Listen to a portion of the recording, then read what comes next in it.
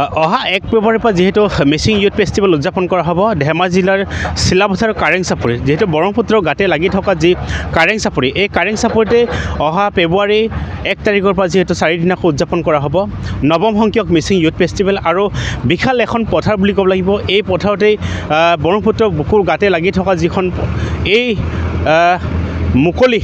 মুকলি ঠাই আৰু এই মুকলি ঠাইতে ইয়াতে উদযাপন কৰা হ'ব 4 দিনাকৈ যেহেতু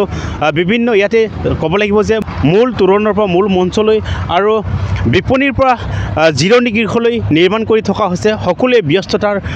এক যুদ্ধকালীন ব্যস্ততাৰ মাজত নিৰ্মাণ কৰি থকা দেখা গৈছে এই দৃশ্য মই পোনপ্ৰথমে দেখুৱাব বিচাৰিছোঁ এয়া হৈছে মূল গেট আৰু এই মূল তোৰণটোৱে হৈছে মিচিং ইউথ ফেষ্টিভেলৰ মূল তোৰণ আৰু এই মূল তোৰণৰ পিছে আমি দেখুৱাব বিচাৰিম আৰু এয়া হৈছে আপোনালোকে দেখা গৈছে এইখন হৈছে বিশাল এখন মঞ্চ আৰু এই মঞ্চতে সকলো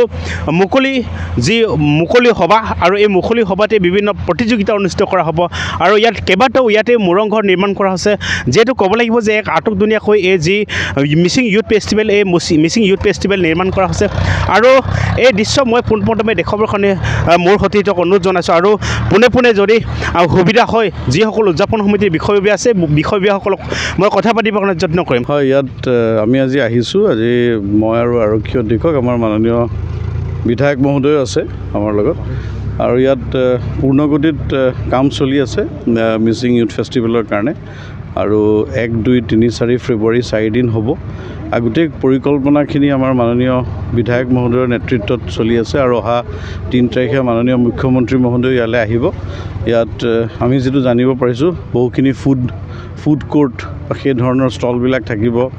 এগ্ৰি হৰ্টি শ্ব' তেনেকুৱাও হ'ব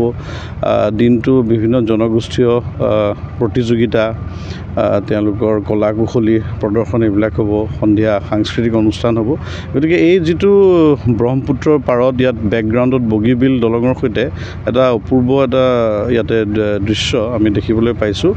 আৰু আমি আশা ৰাখিছোঁ যে এয়া আৰম্ভণি আৰু আগন্তুক দিনত এইটো এটা টুৰিজিম হটস্পট বা পৰ্যটকৰ কাৰণে এক বিশেষ পৰ্যটনথলী হিচাপে আগলৈ এই স্থানটো বিখ্যাত হৈ পৰিব প্ৰশাসনিক ব্যৱস্থা কেনেধৰণৰ কি প্ৰশাসনিক আমি আজি বুজ ল'বলৈ আহিছোঁ ইয়াৰ পিছত আমি নিৰাপত্তাৰ দিশতে হওক বা বাকী সকলোখিনি আমি চাই পেলাই সেইমতে ব্যৱস্থা ল'ম ঠিক আছে এয়া হৈছে যেহেতু ক'ব লাগিব যে 3 তাৰিখ যিহেতু ইয়াতে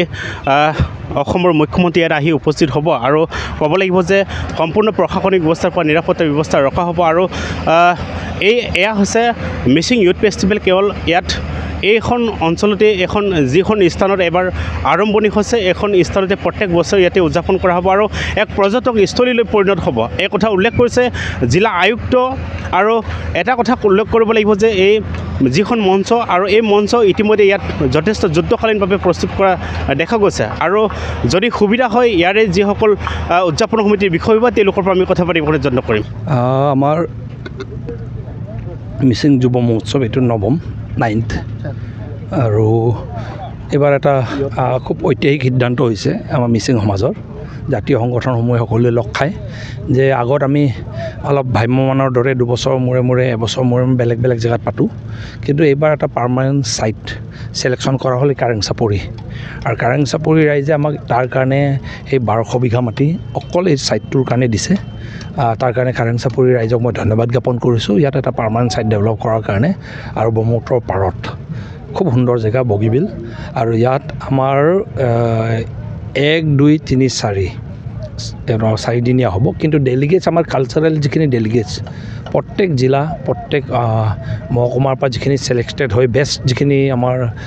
শিল্পী আছে সকলোৱে 31 তাৰিখে আহি পাব চ' আমি কালচাৰেল ডেলিগেটছ আমাৰ এনেই 6000 আমি এক্সপেক্ট কৰিছোঁ বাকী নন কালচাৰেল ডেলিগেটছ আছে সেইটো আৰু 4000মান 10000মান ডেলিগেটছ ইয়াতে কেম্প কৰিব থাকিব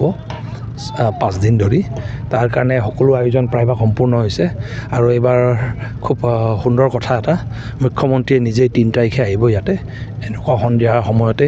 আমাৰ এই কালচাৰেল ডেলিগেটছখিনিৰ লগত আৰু আমাৰ ৰাইজৰ লগত 2-3 ঘণ্টামান কটাব বিচাৰিছে আমি ভাল পাইছোঁ তেখেতক আদৰিবলৈও আমাৰ ৰাইজে সকলো ধৰণৰ প্ৰস্তুতি প্ৰায়ভাগ চলাই আছে আৰু আশা ৰাখিছোঁ সুন্দৰভাৱে এই আয়োজনটো যদিও এইবাৰ অলপ লৰালৰি হৈছে আৰু বহুত কাম নতুনকৈ কৰিবলগীয়া হৈছে মই ভাবোঁ যে তথাপিও আমি 30 তাৰিখৰ ভিতৰত প্ৰায়ভাগ কাম আমি সম্পূৰ্ণ কৰি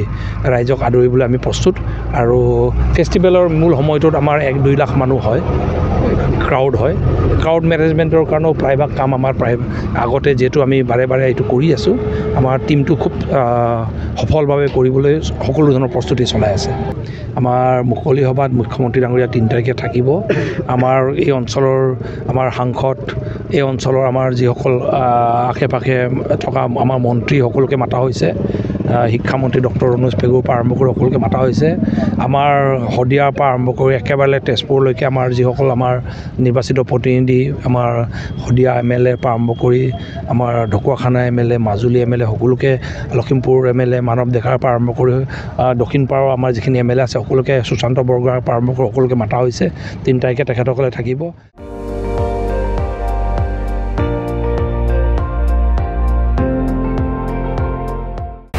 আপুনি চাই আছে ND24 সৰ্বশ্ৰেষ্ঠ নহয় সৰ্বোত্তমৰ দৌৰ